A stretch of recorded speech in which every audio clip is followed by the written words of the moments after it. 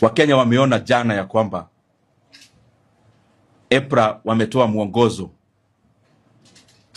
wa vile bei ya mafuta itakuwa hapa Kenya, na tukaona bei ya mafuta imeenda juu kupidukia, ya kwamba sasa petroli ni kama shilingi 214 na tumeona diesel imeenda over 240 shillings. Na tumesikiza watu katika serikali wakisema mambo ya global disruption, na Wakenya wanaelewa hiyo hata kuzidi wao. Lakini ni vizuri Wakenya waelewe ya kwamba katika lita moja kama ya petroli, shilingi kama 100 inaenda katika kodi na faida ya wale watu ambao wanahusika kwa biashara ya mafuta.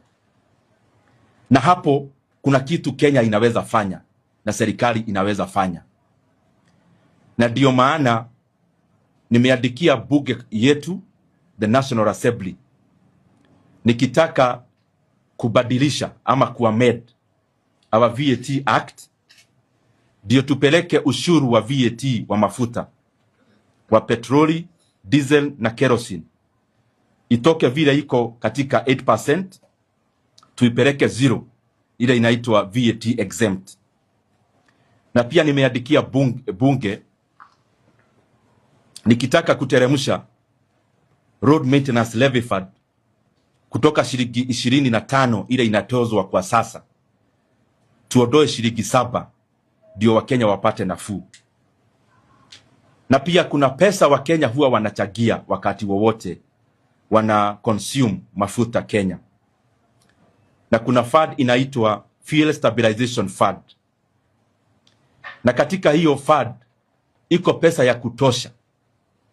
Na ndio nataka niulize serikali watoe bilioni nyingine 5 iende katika kusubsidize diesel, na hiyo ita subsidize diesel kama shilingi 24.